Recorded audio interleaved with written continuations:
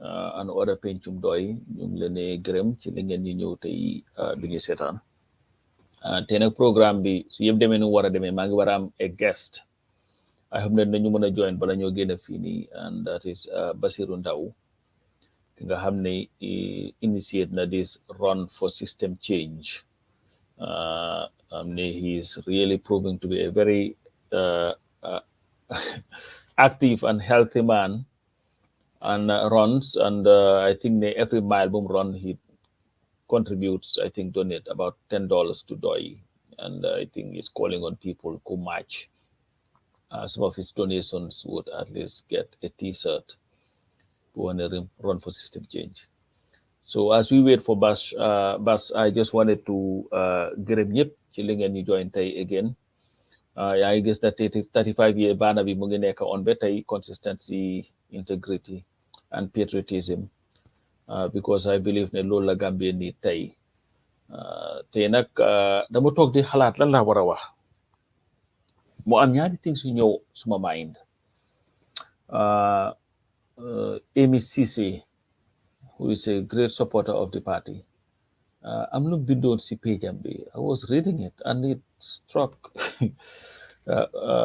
with me and mooy sometimes ñun ñëpp dañ lay am waxtaan yooyu ak nit ñi yéen de yéen seen gars yi de definitely dañ baax nañ waaye nag nga lay dégg and waaye nag bi soo waxee waaye nag la ca war a toppa dafa war a nekk loo xam ne is very sound nga xam ne ku ko déglu dina ne li dee xel mun na ko nangu waaye for the most part waaye nag bi lu mu lee nekk rek mooy ay wax yoo xam ne nii da ngaa toogaan sa laaj ca boppa ne ñun are we serious as a people and so mu binda foog naa dafa am ku naan waxtaanal ku ko ne ko yéen moom da ngeen boring and I wrote foofu noonu ne boring de moo gën tappale ak jublang waaye that is something li nga xam ne nii ñun ñëpp we have to look at it gi réew moo xam ne mu ngi nekk in existence ba mu amee independence bi tey 56 years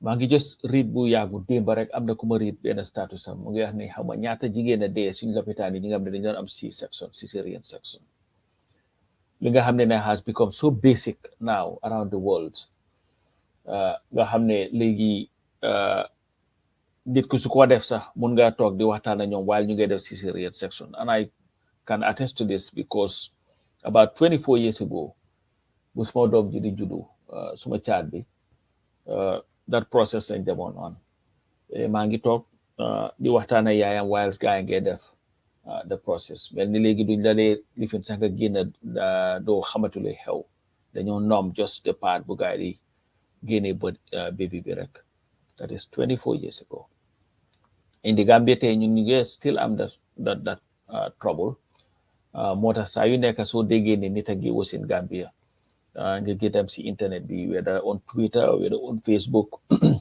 ñu ngi laajte blood donors somebody mu ngi joxe doom mu ngi lose a lot of blood somebody mu ngi am C-section mu ngi joxe lose a lot of blood or doom ji survive na waaye yaay ji dee na so these are the situations yi nga xam ne moo confront suñ country mu nekkati a country boo xam ne nii the overwhelming majority of the people ñu ngi live on less than $1 a day less than $50 a day the overwhelming majority of Gambians mu nekk dëkk boo xam ne ba tey ñu ngi gis pictures of classrooms nga gis xale yaa ngi toog si suuf ba amuñ toogoo taabul sax yuñ mën a demee school mu nekk dëkk boo xam ne ni ñàkk bi fa nekk kenn xamul num tollu the hopelessness of our people dëkk boo xam ne ni ñi nga xam ne ñooy suñ ndaw yi tey they are all taking the back way pour mun a am a living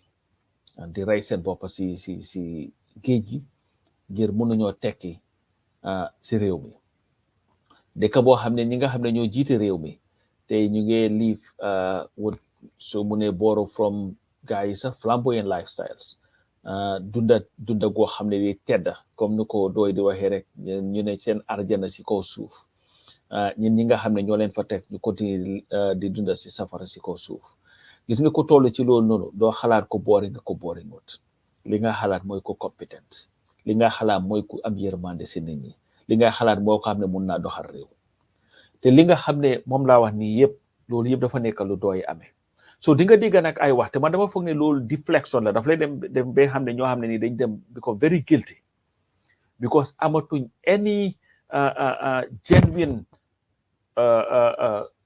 excuse so ñu ñëw with some of these things ni ngeen solo da ngeen boring li ngeen wax kenn understand ko these are things yu ñoo wax but xam nga gis nga mag muñ xocc benn nokkeem xala manki kooku benn problème rek la am mooy naka lay génnee xoj boobu nga suma la poñee tey bem dang ba nga xam ne yow fu mu nekk ni yow only thinking mooy naka laa mun a nokkee yow you're not worried about kan moo la mun a génne loolu yow you only thing that you're concerned with mooy naka la poñe boobu di génne so nga mun a am sa bopp mun a nokkee Gambie fa lañ nekk tey te Gambie ma dama feel ne ñun we have to take our politics and our governance system extremely seriously because soo cegee suñu réew mi tey nga check the hopelessness of our people nga dugga Gambia anywhere nga seet nit ñi nuñ sonne si dëkk boobu noonu the amount of people that are dying day xaaraan si dëkk boobu noonu nga feebar dem ci lopitaan duñ la mën a faj suñ la mënee faj duñ la mën a jox garab mbaa suñ mënee xam sa luy sa jàngoro loolu sax is the number one concern garab yuñ la fajee sax doo ko mën a am ñi nga xam ne ñoo fa am clean drinking water ba tey problème la ba tey ñu ngi si teen yi nga xam ne they are open wells mboota yi nekk fa and everything loolu la ñoo naan ba tey these are the things yi nga xam ne moom la suñ nit ñi di naan nga dem suñ marché yi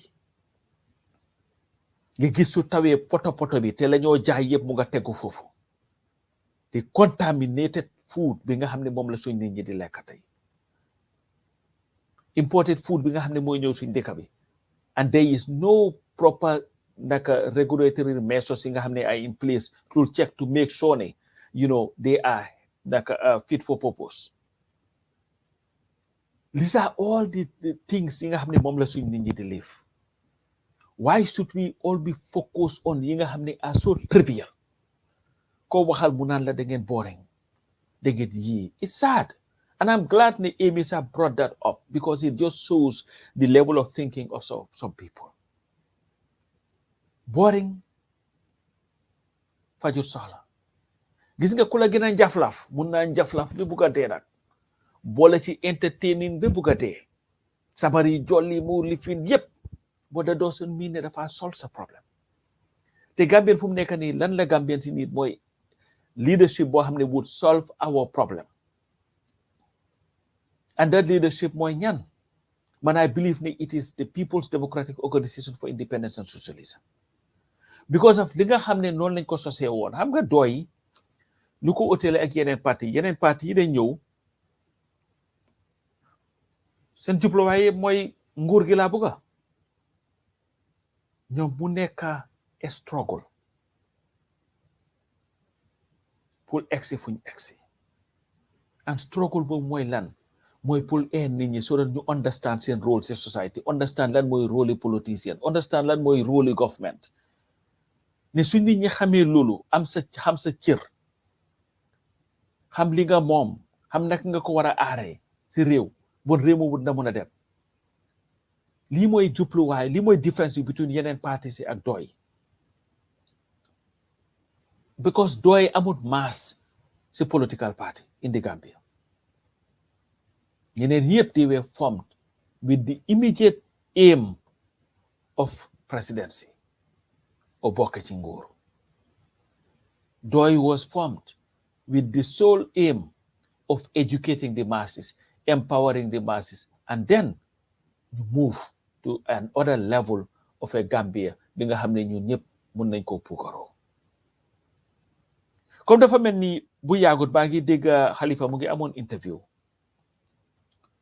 on QTV. I think that was one of the best interviews in Jay. It was a great one. You like a question. Are you confident that the Gamuna win? And Luwa Moy to us is not a matter of being confident will win or lose. We are always ready to serve. Mo am ñi nga xam ne seetaan nañ whole interview, the only thing that they can come up with ne loolu moo leen ci lifin mooy loolu pour xajamal wax. Xam nga wax yooyu sax si boppam sa di ko wax ok why should Halifa tell ne moom confident na dina win or to win? Because at the end of the day mun nga fi toog ne you know what Dia Kuya man may nekk ni next president. I am president in waiting. You can say that. Ku nekk mun na loolu. But what it is, it's just merely a rhetoric. Use like that's it. It means nothing. Because at the end of the day, the only people who can determine can we win or could win are the Gambian people. The responsibility mom la party be am to sell its message to the Gambian people. And if the Gambian people so decide, you know what, definitely we are going to vote for you, then you win.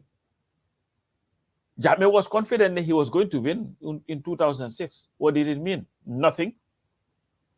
He lost. We've had Yenen candidates to 2016 talking about that they are going to win 75% of the votes. What did it mean? Nothing. It became something that they were ridiculed about. At the end of the day, what Halifa was saying, the reason as to who win or couldn't win does not rest in the hands of Halifa Sallah or Sidia Jata or Doi. It rests in the hands of the Gambian people. Because at the end of the day, them pull vote. Because Halifa Bena Kartala am, all other Gambians, Bena Kartala am. You know, so Lord Moneka the situation. So at the end of the day, why it does not add to anything. But then, so I'm got an interview of an hour. And the only point of contention to some people, more one insignificant question, then that must have been a hell of an interview. And that's the issue. But again, coming back to some of these utterances that they did, I'm going to Gambia ku fa jóge rek ñëw na ak horror story. On Sunday, dama dem si soccer field. So I was talking to some of the players. You can talk the waxtaan, and one of them mu ngi jóge Gambia. And we explained problems yi nga xam ne moom la loon face in the Gambia. Support before, not for you won't container and all these things. And how disorganized the port is. And where danga dem pour génne sa container, dinga am fokk nga dugal loxo ci poste jox claque bi li jox kele li pour affaire yi mëna génn. So they were explaining that. So bu ma explain ñeneen ñëw who had similar experiences, they explain it's the same thing. It happened to them too. So Manglene Deglu, I didn't say much because I just wanted to listen. Then Mupare wax leena jabaram ne ko lool mo bu ko fi wax because dafa merlo coach, but I didn't react. I just wanted to hear what it was. So boy bi ne well dafa wax kenn si gaay ne leen listen. Mu ne foog naa waaji daf ko ne listen gis nga waaji fii pour nga génne fi sa affaire yi foog nga naka la tuda dankal nit ñi loolu mooy di reality fi support bi. It's like from the time pour ñu génne sa container bi naka lañ ko move to kala ko move to moto ba ko move to nga génne. It's like the whole thing. It's like key the whole shebang ñëpp nga war a jox something. And this is not something new. We've been hearing about these stories for a very long time. Then before when you was Kokosa, there was this suggestion by somebody, maybe guy then you want to carry in Afdai. Money didn't carry Afdai, but after you find the they bought most of those things. Massey Wilberforce, yep, they are not naka your neighborhoods. What have they done? Nothing has been done to develop those areas. From nekani day in negotiation in the new Muslim high school, the new Pagi Afdayak and KG, yep la guy, but what has been done to at least expand the port. They've been buying this land from people, and this has been happening since time Jammeh. But there is nothing that anybody can show you tangible ne fee transform a fee. It has not happened. So because it has not happened, then definitely you cannot sit near, the Jeddah port. They've been buying them. And in fact, see, this question be something came. And somebody was saying that maybe port be, there is this place in Kiang. I forgot the name of the place. Now, that is one area that they can transform into another port. Because the guys were, they from Kiang, when they stand there at night, you can see the lights in Banjul. That just shows you how small Banjul is. The Malene Tonya, maybe that's where the airport is. It's going to be, if you know the airport story at Kia. But on a serious note, though, this is what needs to happen. You have to decentralize development. Because if you were to do something in port, in Kiang, or any of these other places, development follows. Because so they may feel a major thing that would drive people there, because there will be people who would want to live around the neighborhood, develops and houses and all this. So that's how it works. But again, this question, coming back to that,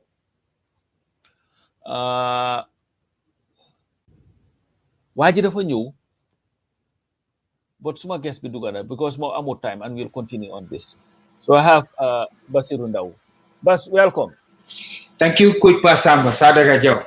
Yes, it's not a run for system change. Yeah, I think this is a very noble idea. Well, those who do not know, Bas has been a supporter of DOI since since its inception. Has been a supporter of DOI. We've known each other for, I think, almost 40 years or so. From Namangla Amelon Sibena book, Majulon see your sense, but I don't remember the book, but I'm not going to pay you back anyway. So you have to pay for it with interest. But Bas, thank you very much for coming. Now, can you tell us what is the idea behind Run for System Change? So I just first of all, thanks for allowing me to join your program. I think you're doing a good job educating people and then talking about DOI, which is very important, because at this juncture of our history, we need a DOI government to take us out of the circles that we're in. Run for system change. This idea has been in the works for a very long time. If you look at it back then, when the coalition restored us from the 22 years of tyranny from Jammeh, after Khalifa came in and then DOI helped, mastermind the regime change, and few months into the administration, there was one time when Khalifa started saying we've achieved regime change, but there's no system change. And I remember at the time, Ibrahim Silla was the DG for Radio Gambia, for GRTS, and he went on with the help of the coalition government, wrote a whole letter, talking about what Khalifa was saying was not true or not. But today we all know, everyone in the Gambia knew that there's no system change. What we have basically done is just remove Jammeh out and then put Adama Barrow, who has been, who betrayed everything the Gambians would have thought about. There's so many people that have lost their lives, so many people that have lost their lives in the struggle to remove Jammeh. And when this new government came in, there was hope. I can give you an example about yourself. You were in self-exile for a very long time. You could not go back to the Gambia. Had you gone to the Gambia, you would have been in trouble, or you would have been disappeared, just like many who have been killed. But there was so much hope put into this government. But Adama Barrow came in, and then that's the hopes of every Gambian. There was absolute hope. January 2017, there was hope. Everyone was saying we have a new government, we have a new beginning. But we've seen what happened. They've hijacked the coalition. We have very, very unsincere people. I mean, if you ask me, Adama Barrow has no business being in #1 Marina Party. He is the last guy we needed after Jammeh left. But we've seen what happened. He's just continuing the same thing, self-perpetuating rule. He wants to stay in power forever. Nothing has changed. People are dying in our hospitals. Our educational system is one of the worst that you've ever seen in the world. So I think we really need a complete system change. When we had Jami, we had that one criminal who was Tabun Sajalunega. He was Jami alone. Now we have Adamo Barrow. Adamo Barrow cannot do anything. What Adamo Barrow is done is just maybe legitimize what Jami was doing. Now what you have is everyone in the government can do whatever they want. There's left and right corruption. There's corruption everywhere. And Jami, you can maybe say you can give Jami credit.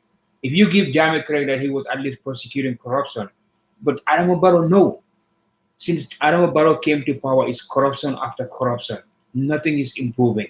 He's touting some of his improvement, like he's building roads here and there and all of that. But that's not system change. Gambia is poor. Everything is poor. Electricity is bad. We're just back to the olden years. We go to our medical system. The medical system is the worst that you've ever seen. It shouldn't be RBA. Even during the colonial times, it's even better. It's even worse. So all you need, we don't need patches. We don't need, it's not a time where today we fix X, Y, Z, today we fix this. No, we need a complete system change. And I'm just contributing my little quota. I cannot do much, but the little I can do is just to contribute my little quota, coming up with the system change, hoping that we amplify the message. The goal here is to amplify the message. What are we all doing? Amplifying the message. And in this time, it is as critical as we had in 2016. Imagine having another Adamo Barrow for the next 4 years or for the next 5 years.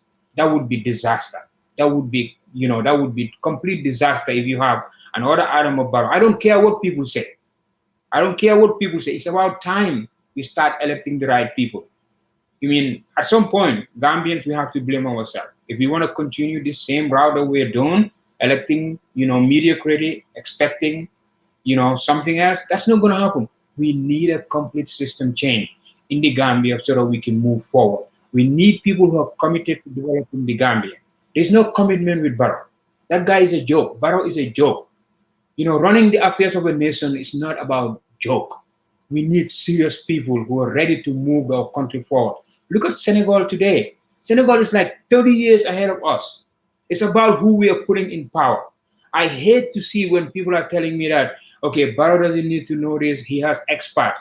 No, you need to have that commitment. Running a government is a top-down approach. It's not a bottom-up approach. It's a top-down approach. You need that commitment from the top. If you don't have that commitment from the top, nothing will happen. We need that commitment from the top. And that's why I'm doing this run for system change. And all I'm asking for fellow Gambians is just support it. I am going to march every mile I run from here to the end of September, every mile I run, I'm going to donate $10. And I'm asking people, just donate $10 to that. Even if you don't support DOI, even if you're not a DOI supporter, what you're doing is just threatening democracy. Because what we have here is that Barrow is corrupt, and he's going to use our state resources to perpetuate his rule. He's going to continue to stay there using our state resources. For example, he's saying that he's going to do the people's talk. No, he's not going to the people's store. What he's doing, he's using that as an opportunity to campaign. What is he using? He's going to use our state resources to campaign so that he can stay in power forever. That's basically what Barrow is going to do. Which is a misappropriation of public funds, because yes, if the funds are not used for what they were meant for, then definitely you misappropriating them, and that really falls in the category of corruption in itself. Exactly, and that's what he's basically doing. So we need every little dime, every little dollar to empower DOI. I believe that DOI is the only party that when they come in, they will have a very serious agenda to do system change. Look at the leadership of DOI. These guys are not wanting. These guys don't want anything. All they want is commitment. You have that banner behind you. You say 35 years of consistency, integrity, and honesty. That's what you're going to have with DOI. Agree or disagree with their policies, but that's what the Gambia needs today. The Gambia needs a committed leadership that's going to come in and change where we're heading. I mean, Barrow is not the solution. And most of these parties today that we have, they're not going to be the solution. So we need DOI. We need a DOI government. We've seen it. They've helped us. We've been trying to do a regime change for a very long time. But we all knew what were the obstacles. Once Khalifa was in control, we had a regime change. And you've tasted what's going to happen when you give Doi power to rule the country. So I think it's important that we support them. And I'm just doing the little I can do to run, hoping I can, amplify the message. The message will be amplifying. I'm hoping that this run for system change will continue, and we'll have more and more, and then we'll have more and more stuff to do. But that's just the thing. If go ahead and at least match one of my runs, one of my 1 miles is just $10. All I need is $10. I don't need 20, 30. If you donate more than $30, you will get one of these T-shirts. You can get it in either white, brown, or black. You will get one of these. I think I have to do that, because I like that shirt. Even though I run only on Sundays when I play soccer. So my knees are very old now. So maybe but you see, Bas, what I really like about this is that at least it encourages healthy living and for a good cause. But Bas, before I let you go, I know you are supposed to be at work and all that stuff. Just quickly, you've been around DOI since its inception. People may not know this.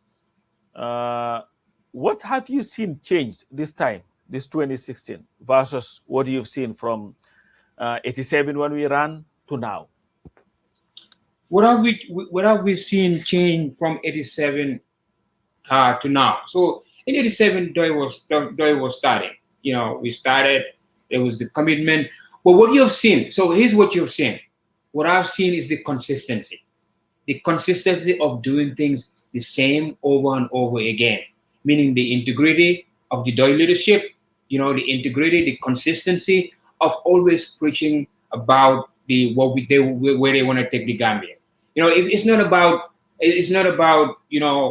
what I call palazzo. It's not about being a minister. It's not about that. These people are consistent. DOI is always consistent from 1986 to now to see where they want to take the Gambia forward. Same policies they want to implement. The policies DOI are saying, it's not rocket science. Very simple. These are very simple that I think if we implement it, we will move the Gambia forward. This is not going and copying anything from the United States economy or anything. These are people. Africans are smart and Gambians are smart. We are all smart. And a DOI government will have a solution for DOI. And they will have a solution for Gambia that would be a solution for Gambia that will make Gambia work. Many of the things that we have today is a copy and paste. What we're doing in Gambia is most people are just doing copy and paste, copying academic policies that are never going to work for Gambia. What DOI, if you listen to Halifa talk, if you listen to Sidia talk, all they're doing is they're crafting solutions that are going to be good for the Gambia and for Gambia alone. Well, that's very good, Bas. I really don't want to keep you here longer than necessary, even though I would have loved to have you go in here. But then, what final message do you have to those supporters of the party in terms of maybe financial support, the mobilization of people back home and all that, so that at least we will be able to achieve this lofty goal of system change for all? Yeah, I think for all DOI supporters, sympathizers, and DOI diehard, this is the time. I think this is the time for all those people that are sympathizers of DOI, and a special message to those people that would always say that I'm not going to vote for. I like DOI, but I'm not going to vote for him because if I do, then it means voting for another party. No, if everyone is saying that, guess what's going to happen? Then DOI will never be able to lead. We're going to continue to have mediocrity in our leading our government, and that's what we are having. It is time that we put, our money where our mouth is. Let's vote for DOI. If we don't vote for DOI, I hate to see it when people are saying, okay, I'm going to go for NPP because if I don't, then UDP is going to win. Guess what's going to happen? Barrow is not good for the Gambia, so there's no point voting for Barrow. So to all DOI supporters, I say, let's come out. To DOI all supporters, let's go our true colors. Let's amplify the message. It's time to keep amplifying the message, showing our support for DOI. This is the time. We are at a very critical juncture that if we continue the next 5 years of a Barrow government, that would sink the Gambia. This is the time that we all have to put our money where our mouth is and then start doing it. Let's do it in our own ways. That's why I'm doing it in my own way. This is the way that I think I can help support and amplify the message. So every one of us should do it in their own way. Even if we can gather just 10 people, that would be good. Getting 10 people, that would be good, just to amplify the message. You start small. I look at Obama. When Obama started, Obama was starting doing the grassroots. It's the same thing. When Obama started, before everybody gave Hillary, everybody was saying Hillary was going to win. But what happened is the grassroots. So we gotta continue doing the grassroots work and then just helping amplify the message. Sooner or later, everyone will be on board. When Halifa started helping the coalition in 2016, everyone started coming on board. So many people thought the coalition was never going to materialize. But look at what we have today. So we just got to believe. Let's still focus, believe, and then let's stay on course. The message. It's all about the messaging. Let's stay on the messaging and just do what we have to do. And hopefully sooner or later, people will trust that Ndow will lead the Gambia to where we want to be. Because look at it. You have leadership across. I mean, there's no serious leadership in some of these political parties. Look at what Barrow is doing, using the state house, just talking about things that do not make any sense. If you have people like some other people that are just changing the conversation. Today we should not change the conversation to other than how do we help Gambia? How do we help Gambia take it to the next level? That's what the conversation should be about, not what all this kind of conversation that we continue to have. But my message to the Ndow supporters and to those who want to support Ndow, give Ndow a chance. For 56 years, we've been ruled by PPP, APRC, and now Barrow. Let's give Ndow a chance for 5 years, and then we'll take this to Gambia to where it needs to be. Well, thank you very much, Sirinbas. And I urge everybody to visit the link. We'll have it on Run for System Change. And all the monies raised will be going to the party. So this is a worthy cause, and the party really needs all the support that it can get so that it will be able to effectively participate in the next elections and hopefully bring the Gambia what it has yearned for and has been missing for since its inception. That is a truly genuine, democratic and honest government that would usher in a Gambia of liberty, dignity, and prosperity. Bas jërëjëf waay. All right, thank you very much, Pasamba. Thanks. Thank you, bro. All right. Yeah, so guy, dega, like we were talking about, the situation from Nekani. It is a dire situation, and like what Bas is doing, we have a role to play. Do what you can in your own way to be able to help the party achieve its goal. You see Bas, he runs every time. I really cannot do that. Why? He's always running. He decided, you know what, I'm going to come up with this. I'm going to use what I do for fun to be able to not only spread the message of the party, but to also raise funds for the party. And there is nothing nobler than every mile he runs, he donates money towards the party. And so far as of this program, I think he raised almost about $400 within a few days, and hopefully is going to grow. His target is to raise at least $5,000 for the party, which is $250,000. So we can try to do what we can. There are a lot of people out there who support the party, who wish the party well, and we have to find a way of reaching them so that at least you want to help at it. And the issues in the raised, they're true. Sometimes people may not want to say it, but we cannot continue to have a country where Hamdani is run by people just because of based on Yamaneh. We don't have that time. We don't have that luxury again. Government doesn't need serious people to run it. If you look at around the world, you look at the United States of America. When Trump was elected as president of the United States, for 5 years, these 4 years, all this country dealt with was clownish issues, things that had no relevance to the lives of the American people. It was all about this guy. You would not even be able to know the head and tail of what he was trying to do. He divided the country. Every time he gave a speech, it was shrouded in negativity, attacking others.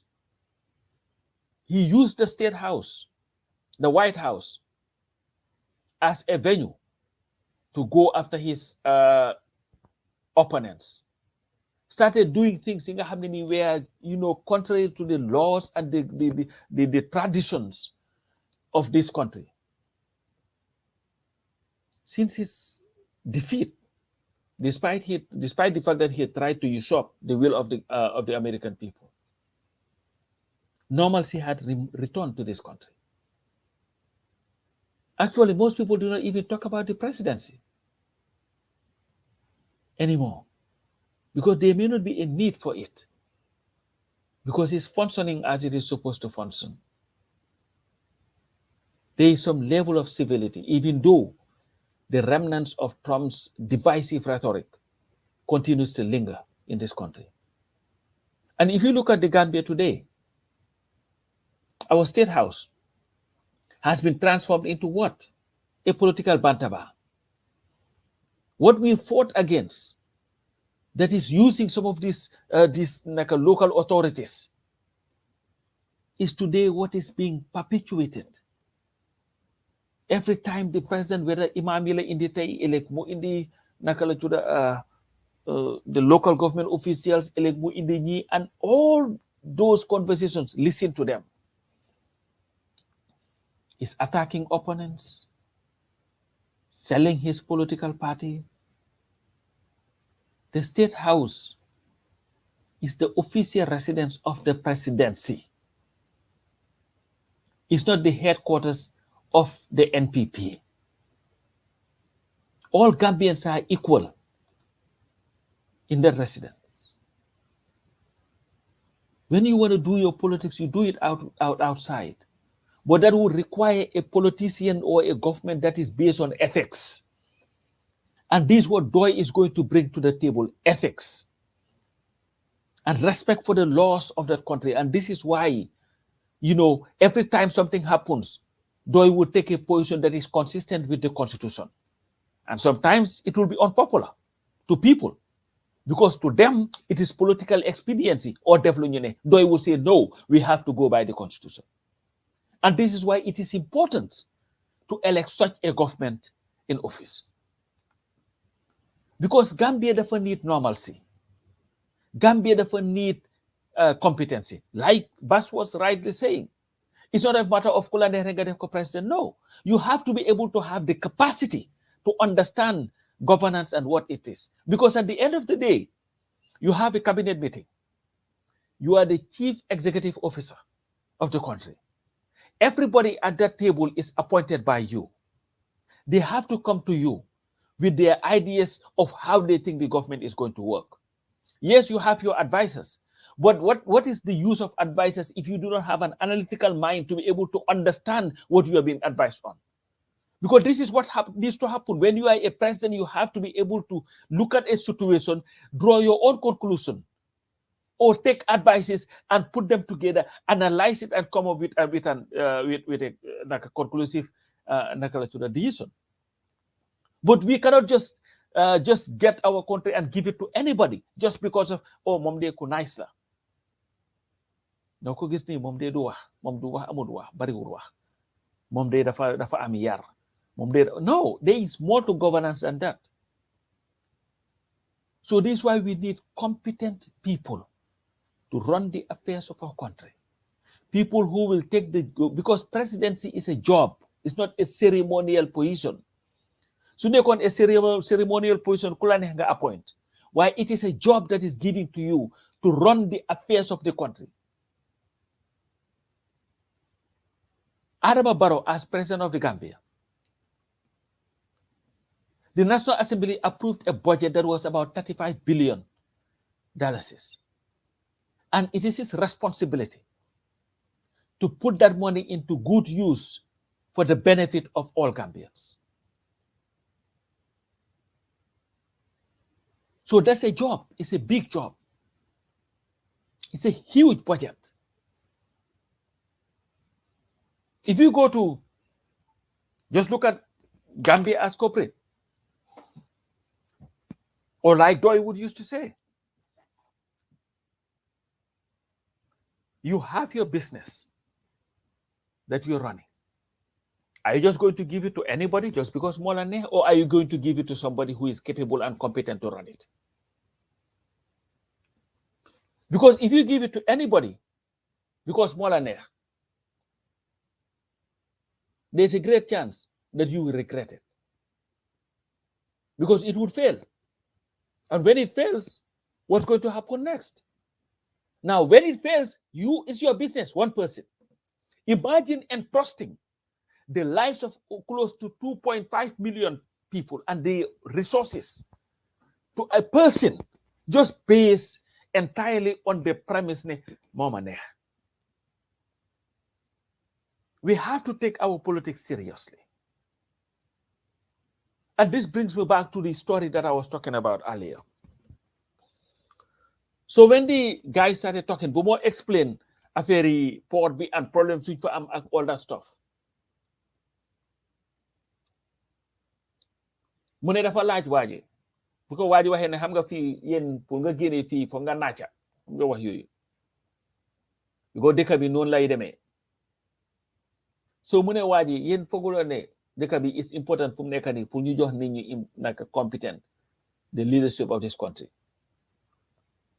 waaji ne ko comme ñang mu mention Halifa Sallah by name ne ko somebody like Halifa Sallah mu ne waaji tontu ko ne ko hee bro ñun ñëpp xam nañ ne Halifa Sallah moo gën si dëkk bi déglu leen wax ji de ñun ñëpp ne Halifa Sallah moo gën si dëkk bi moom rek a mun a yóbbu réew mi loolu la ko wax waaye Halifa su toogee fii ñun duñ lekka ñun xam nañ loolu kenn du lekka moom that was his reason and I need to address that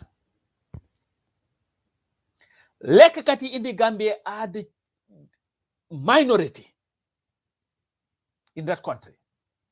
Because the overwhelming majority of the Gambian people do not have access to even Funyo Leke. So you have a minority of people. You know, Ninga hamne sen gis yep is how they are going to fill their pockets. Alel ginga hamne mom lañ wara jël pour dugal ko ci l'hôpital yi so febaré mun fa faju.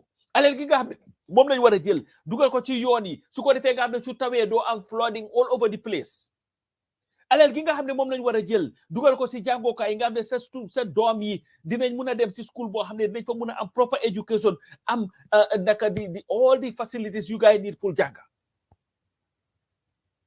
alel gi nga xam ne moom lañ war a dugal ci fi nga xam ne mooy suqali koom-koomi réew mi su ko defee sa doom mun a tekki am liggéey ay benn nit feel ne ñoom they are so entitled ne dañ koo jël dugal ko seen poos ñoom and do not worry about anything else be pare ñëw di la jaay ay waxi caaxaan naan waaw kii dee moo fi gën waaye soo leen ko sànnee du naka la tudda kenn du lekkaat si dëkk bi why should we celebrate people ñi nga xam ne nii do not have character and integrity people ñi nga xam ne nii are corrupt to the core but do not care about your livelihood but they would want to hoodwink you they ñoo dem kasaara alali réew mi be pare ñoo jox la si transu jox la si tulaari bar yow nga nekka dogo nag kat ngay nekka nag bor bu set nga dem si ñoom boss na nga def mu ne la kay toog non jarul salit si bi sa daala yi mu ne ko déedéet boss xaaral ma si mi daala yi rek buguma tilimal sa kapet bi toogal na nga def nag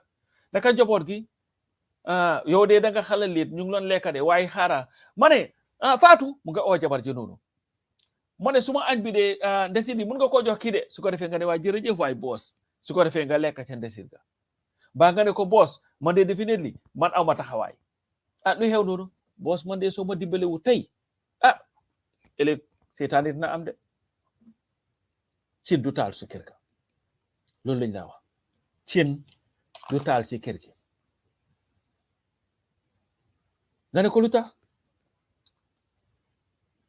ngir lu ma joxee dépasse suma njaboot gi sax ëllëg aw ma ko loolu lañ laa wax ñu dugga nag ne waaw xaara Fatou ma ne indil ba suma baag bi foofu noonu nga génnee benn aaj $100 ni ko jëlal lii mu ne jërëjëf boss yow kay xaw ma su ma la amutoon lu maa def yan la yàlla fay sa xol nit ku baax nga fu mu jógee yan na yokku yan na yàlla aar yan la yàlla làqa fu loxo eggut yow kay ku tekki nga xamoon naa ne ni ngay mel waaw ñun ñëpp xamoon nañ ko si koñ gi non sa mère bi dafa liggéeyal sa paa bi de waaw yow sa mère bi sëy bu rëy and that's what they tell people and while you are saying it yaa ngee saaga sa bopp saaga everybody else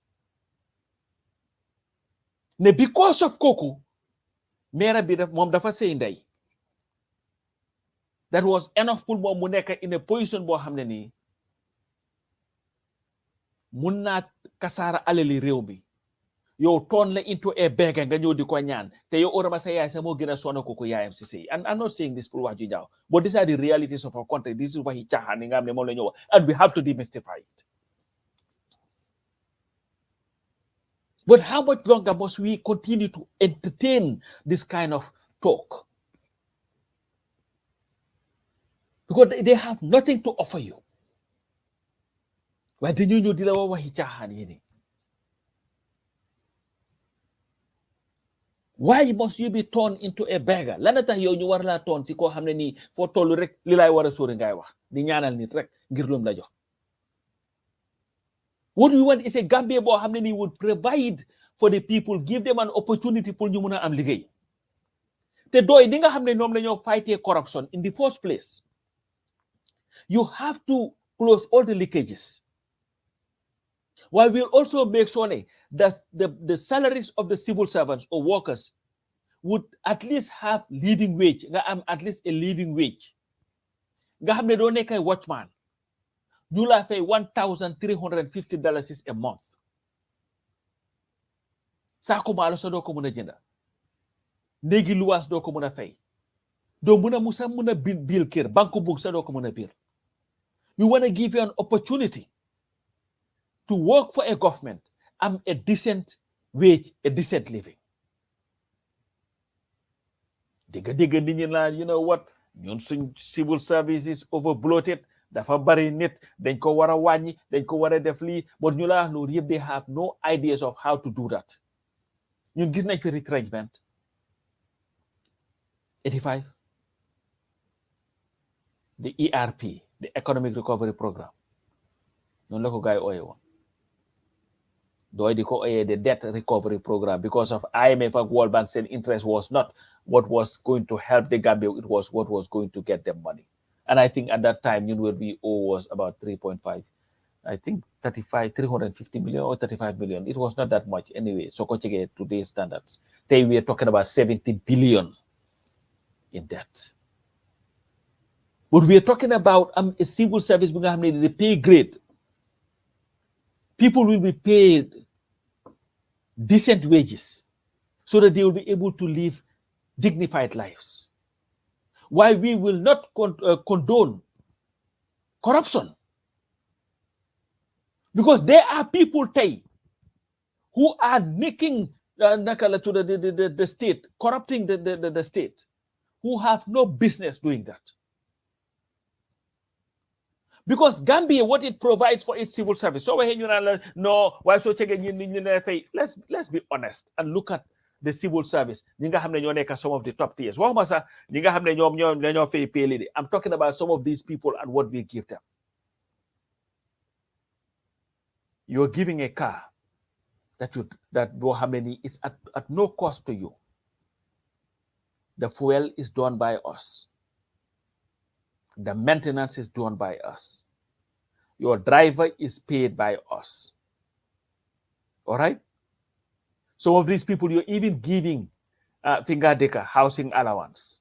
You go and read the salaries of some of these people. Rent allowance and all these other allowances that are add-ons to what you're earning. You have all these allowances that are not even part of salary, or they come in other means. You have some of these perks are not easy to find anywhere in the world.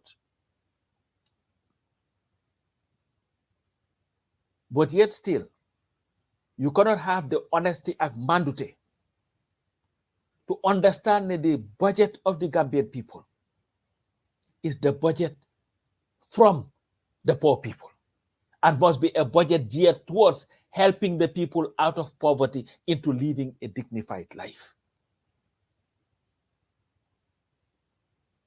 And that is the joke of our country. su ko defee ñu laan la ay dañ boring ak kii ko fi teg nit ñi duñ lekk ak why should it be of concern to you yow the poor farmer in Sutukoba or the poor farmer in Kisi or Kieng Tankular Fofula Lowa, that's the little more mission or Kosemar or Basse Santasu or all these other places, Gain Sanjal, Mayamba, and all these other places where people live in poverty.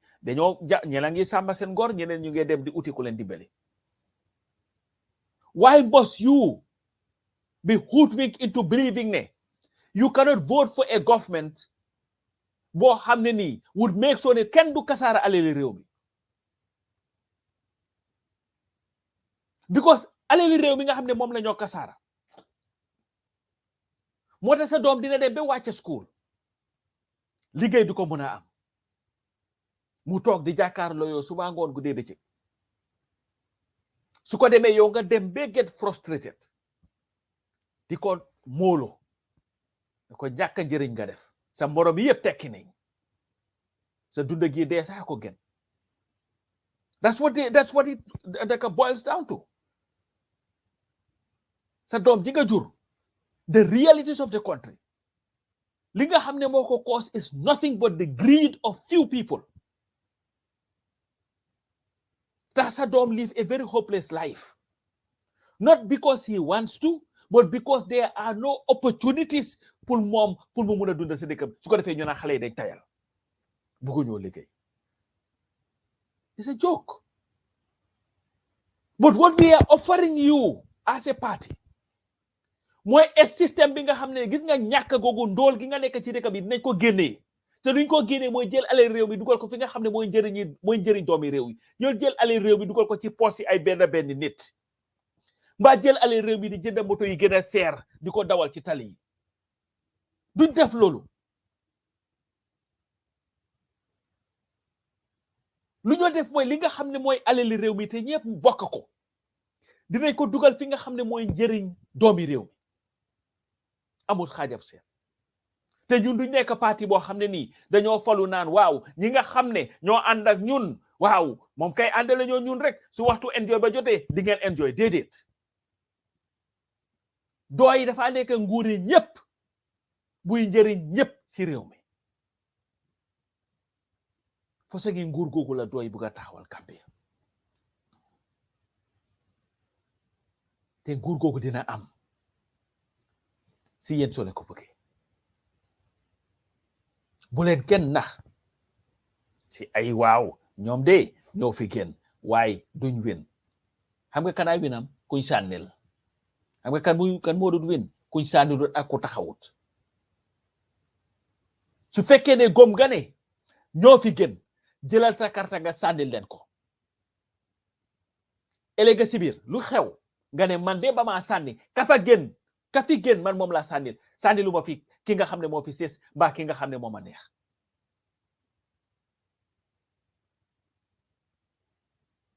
noonu la war a demee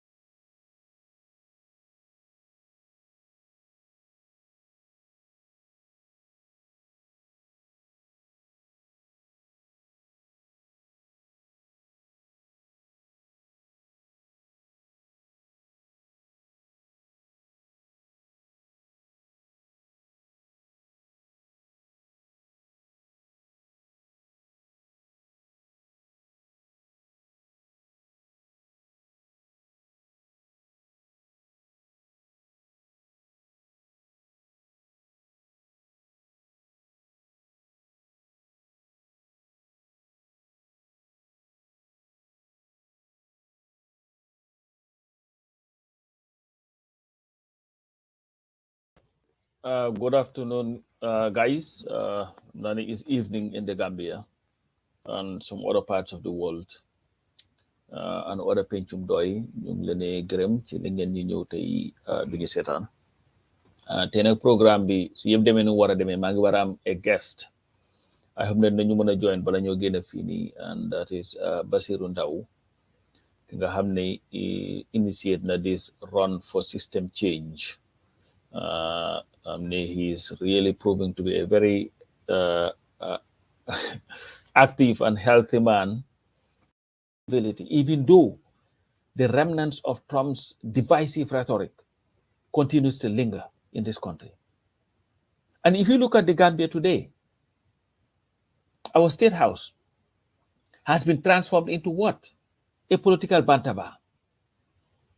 What we fought against, that is using some of these like local authorities, is today what is being perpetuated.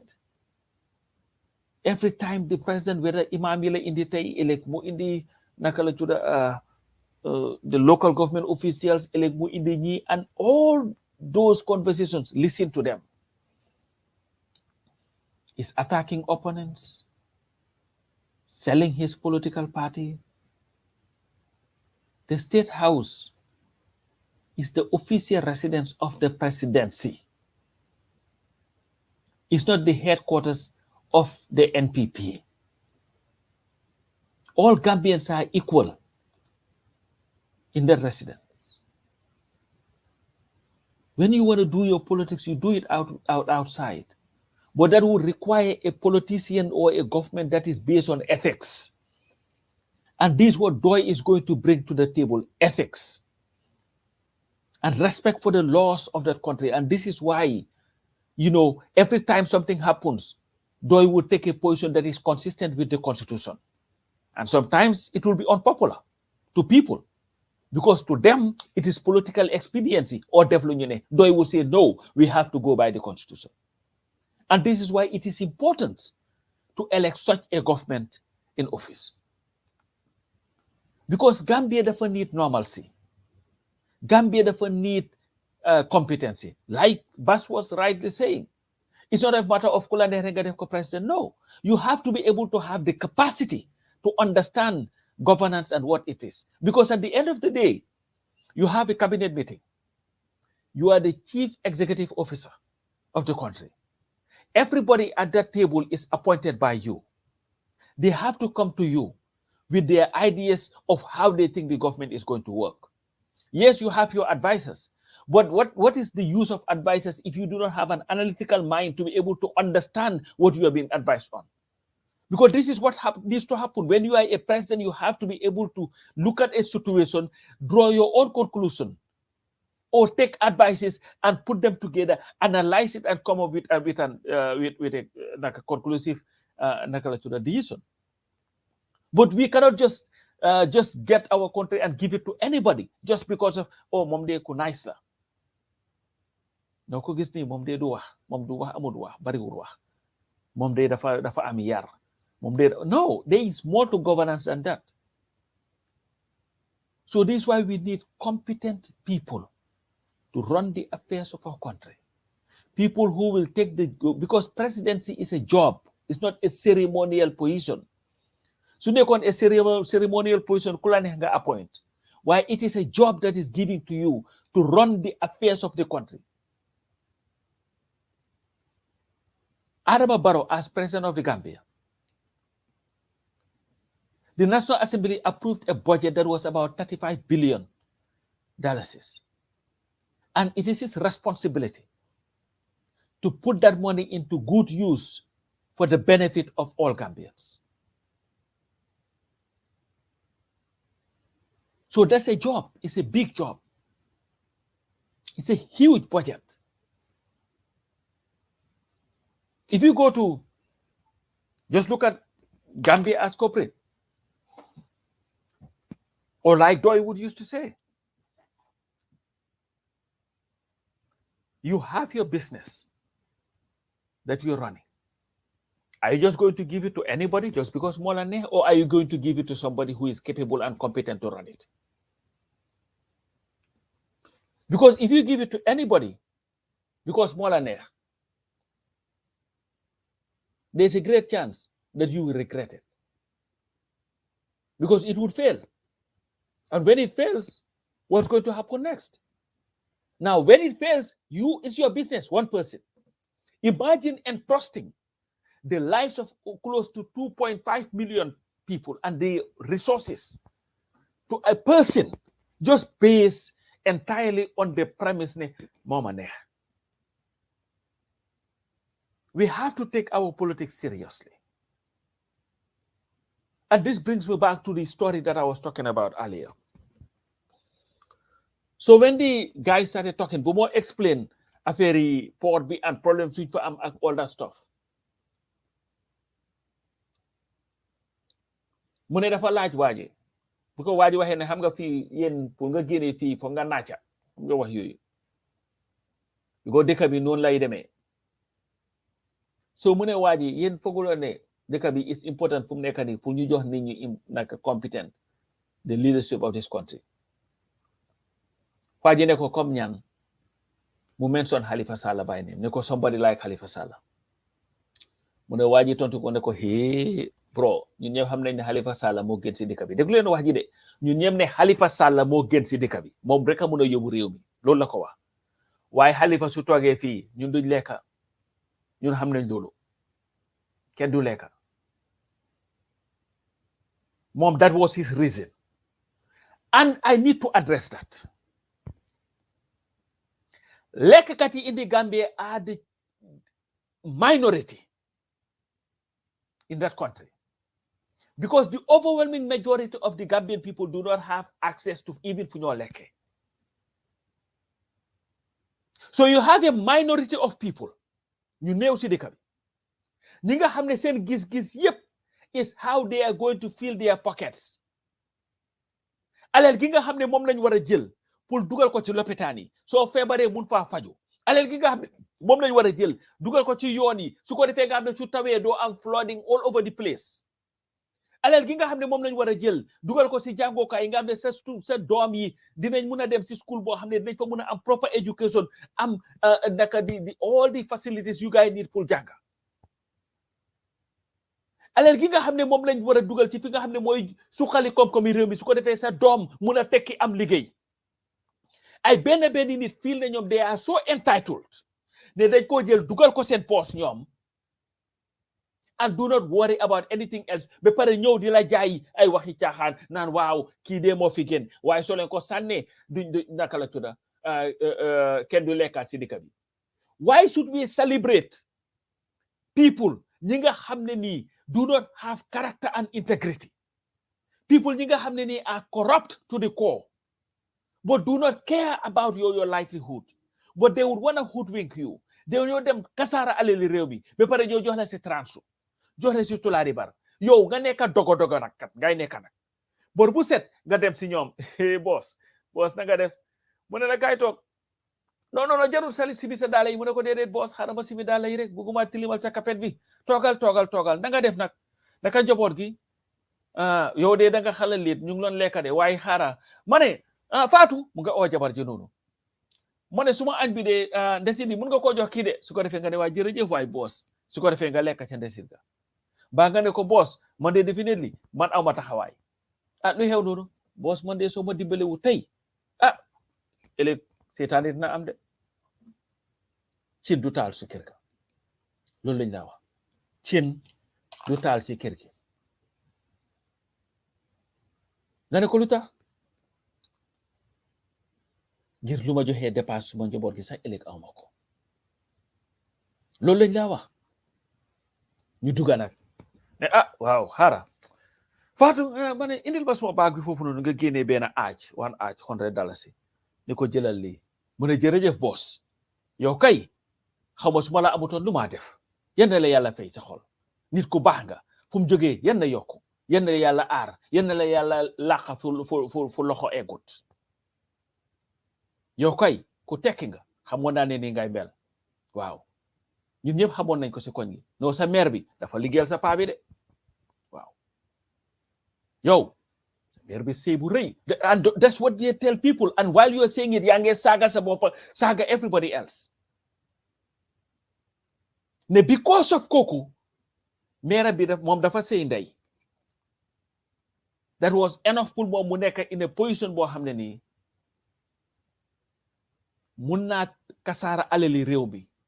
Yow turn la into a beggar nga ñëw di ko ñaan te yow orama sa yaay sa moo gën a sonna ko yaayam si sëy. And I'm not saying this pour wax ju jaaw, but these are the realities of our country. This is waxi caaxaan yi nga xam ne moom la ñu wax, and we have to demystify it. But how much longer must we continue to entertain this kind of talk? Because they have nothing to offer you. Waaye dañu ñëw di la wax waxi caaxaan yi ni. Why must you be turned into a beggar? Lana tax yow ñu war laa toon si koo xam ne nii foo tollu rek li laay war a sóori ngay wax di ñaanal nit rek ngir lum la jox. What we want is a Gambia boo xam ne nii would provide for the people, give them an opportunity pour ñu mun a am liggéey. Te dooy di nga xam ne ñoom la ñoo fighting corruption in the first place. You have to close all the leakages. While we'll also make sure that the salaries of the civil servants or workers would at least have living wage, at least a living wage. Nga xam ne doo nekk ay watchman. You la fay $1,350 a month. Saako maalo sa doo ko mën a jënda. Néegi luwaas doo ko mën a fay. Doo mën a musa mën a bil kër, banku bug sa doo ko mën a biir. We want to give you an opportunity to work for a government and a decent wage, a decent living. Dégga nit ñi la, you know what, ñun suñ civil service is over bloated, dafa bari nit, dañ ko war a wàññi, dañ ko war a def lii, but ñu la loolu yëpp they have no ideas of how to do that. Ñun gis nañ fi retrenchment 85, the ERP, the Economic Recovery Program, noonu la ko gaay ooye woon. Dooy di ko ooye the Debt Recovery Program because of IMF and World Bank saying interest was not what was going to help the Gambia, it was what was going to get them money. And I think at that time, what we owe was about 3.5, I think 350 million or 35 million. It was not that much anyway. So today's standards. Today we are talking about 70 billion in debt. But we are talking about a civil service, the pay grade. People will be paid decent wages so that they will be able to live dignified lives. Why we will not condone corruption. Because there are people who are making the state, corrupting the state, who have no business doing that. Because Gambia, what it provides for its civil service. So no, why so let's be honest and look at the civil service. Some of the top tiers. I'm talking about some of these people and what we give them. You're giving a car that is at no cost to you. The fuel is done by us. The maintenance is done by us. Your driver is paid by us. All right?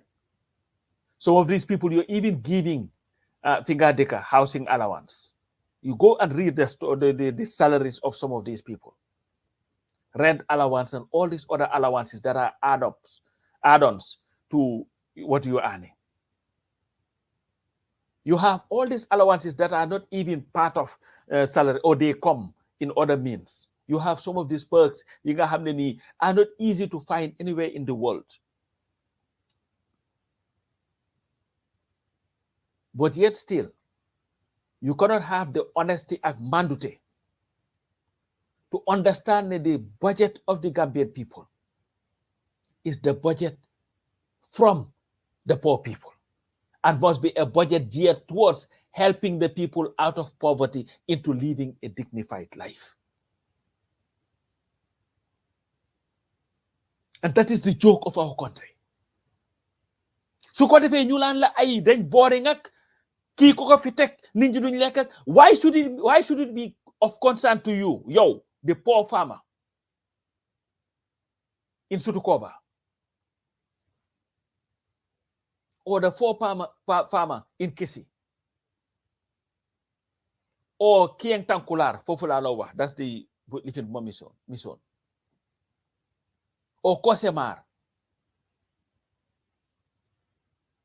or Basse Santasu, or all these other places, Gain Sanjal, Mayamba, and all these other places where people live in poverty. They know nyelangi samba sen gor nyenen ñu ngi dem di uti ku len dimbali. Why must you be hoodwinked into believing ne you cannot vote for a government bo xamne ni would make sure ne ken du kasara aleli rew mi? Because aleli rew mi nga xamne mom la ñoo kasara motax sa doom dina dem be wacce school liggéey du ko mëna am mu toog di jàkkaarloo yow suba ngoon gu dee bëccëg su ko demee yow nga dem ba get frustrated di ko moolo da ko ñàkk njëriñ nga def sa morom yëpp tekki nañ sa dunda gi dee sax ko gën. That's what it boils down to. Sa doom ji nga jur, the realities of the country, li nga xam ne moo ko cause is nothing but the greed of few people. Sa doom live a very hopeless life, not because he wants to, but because there are no opportunities pour mu mun a dunda si dëkk su ko defee ñu naan xale yi dañ tayal bëgguñoo liggéey. It's a joke. But what we are offering you as a party mooy a système bi nga xam ne gis nga ñàkk googu ndóol gi nga nekk ci dëkk bi dinañ ko génnee te duñ ko génnee mooy jël alal réew mi dugal ko fi nga xam ne mooy njëriñ doomi réew yi ñoo jël alal réew mi dugal ko ci poos yi ay benn nit mbaa jël alal réew mi di jënd moto yi gën a seer di ko dawal ci tali yi. duñ def loolu. lu ñoo def mooy li nga xam ne mooy alali réew mi te ñëpp bokk ko dinañ ko dugal fi nga xam ne mooy njëriñ doomi réew mi amul xaajab seen. te ñun duñ nekk parti boo xam ne nii dañoo falu naan waaw ñi nga xam ne ñoo ànd ak ñun waaw moom kay àndale ñoo ñun rek su waxtu enjoy ba jotee di ngeen enjoy déedéet. dooy dafa nekk nguuri ñëpp buy njëriñ ñëpp ci réew mi. fo gi nguur googu la dooy bugg a taxawal Gambia te nguur googu dina am si yéen soo leen ko bëggee bu leen kenn nax si ay waaw ñoom de ñoo fi gën waaye duñ win. xam nga kanaay winam kuñ sànnil. xam nga kan moo doon win kuñ sànnil ak ku taxawut. su fekkee ne gom nga ne ñoo fi gën jëlal sa karta nga sànnil leen ko. ëllëg si biir lu xew nga ne man de ba maa sànni ka fi gën man moom laa sànnilu ma fi ki nga xam ne moo fi sës mbaa ki nga xam ne moo ma neex.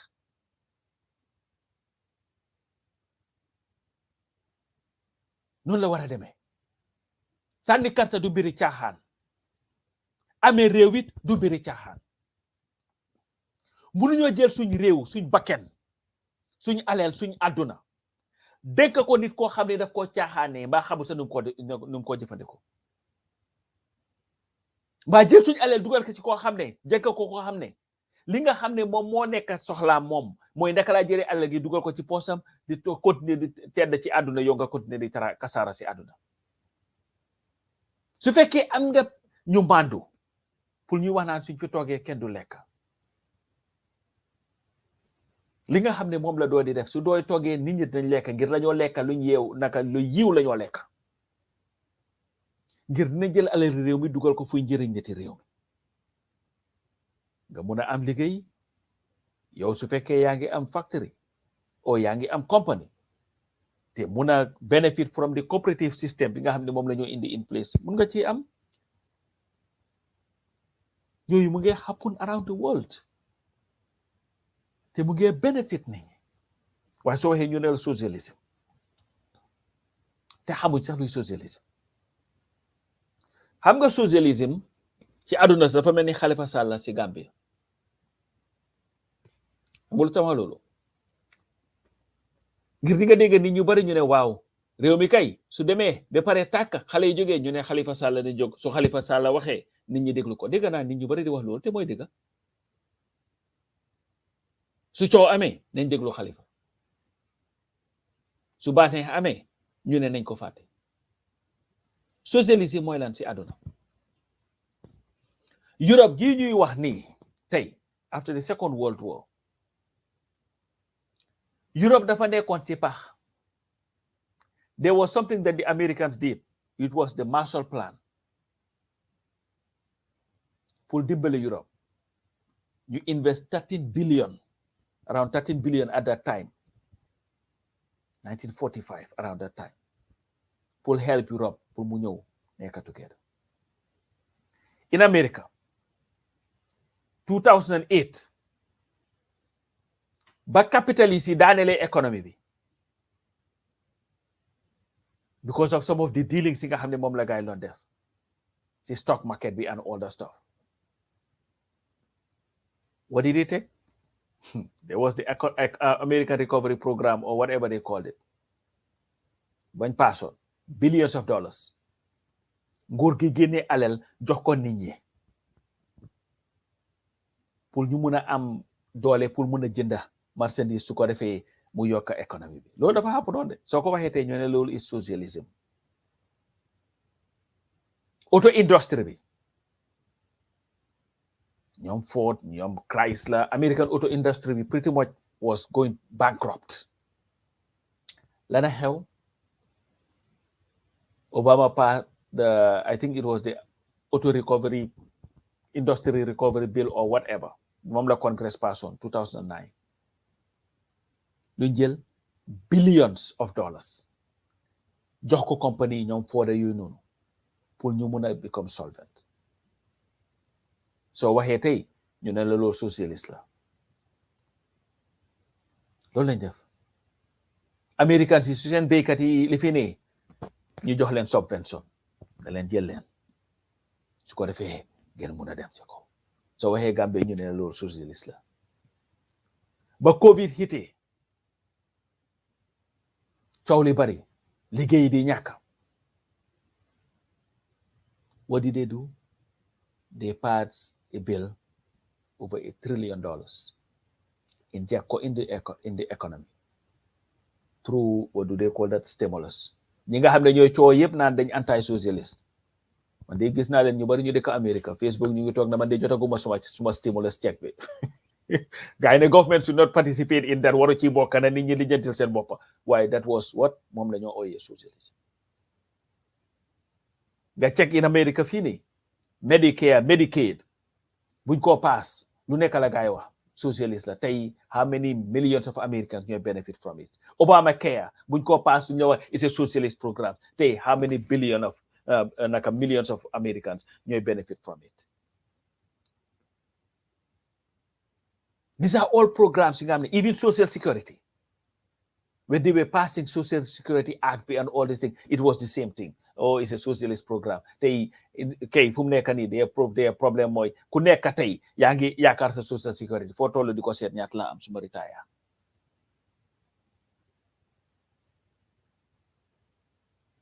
this world aduna suñ dëkk nii would not survive without socialist system and Ndow has never said ne it would not have a private sector musuta wax loolu what Ndow is talking about, we need to find a way of uplifting our people from the poverty that they are in so that they will be able to live dignified lives, especially our farmers, the hardest working people in that country. The resources. These are people who are sitting on millions of dollars, but may not even know it to be able to harness it very well, to be able to live the lives that they live, that they are supposed to live in dignity. Live in dignity. And this is why we're talking about coming with a cooperative system where we can help these people to be able to have the proper means of storage, the market that they need. So li nga xam ne moom la ñoo béy di nga béy bi sa loxo yi dem ba koon sa diggi loxo yi at least nga am loo ko njëriñoo But look at our farmers. What do you do? Si summer bi mooy time yi nawet nga béy bi bugg a dee soo góobee yëpp ba jaay yaa ngee daw utali teero bi di baana foofu noonu ba nawet jot nga demati. And farmers are supposed to be millionaires all around the world. Well, you know, our farmers are poor. And in fact, some people are into farming because they just feel that they have to be in it. Why amul ben benefit bu len amal because the state has never been able to help them to become very productive farmers. And this is what DOI intends to bring to Gambia. And we will respect fundamental and human rights to the core. So su fekkee ne nguur gu leen gënal ngeen bugga DOI is your answer. Nguuri yaa ma neex nag fu la xam dem. Why, man, I believe and I know 100% a DOI government would bring seriousness in our governance system. We'll fix all the leakages, but we'll also make sure that the civil servants are paid very good living wages so that they will be able to live in dignity. So, guys, I don't want to keep on going on and on and on. We've reached the 1 hour mark. Just want to give him Basiru Ndow. And then to still urge you guys, everybody, to continue the donations so that we'll be able to get to where we ought to be. I just want to share this information easy. 1 second. We have the Q money and the Afri money. Like if you're in the Gambia and you want to donate to DOI, send $35 is again for on the donate. Pull Q money is 323-7085. Again, Q money is 323-7085. And then the Afri money is 272-5661. Afri money is 272-5661. So guys, thank you very much. And let's keep on keeping on. Dinaba, and definitely we will win if the people decide to vote for us. And I hope Gambians will understand that the best solution to our problem is the People's Democratic Organization for Independence and Socialism, DOI. Jërë leen jëf.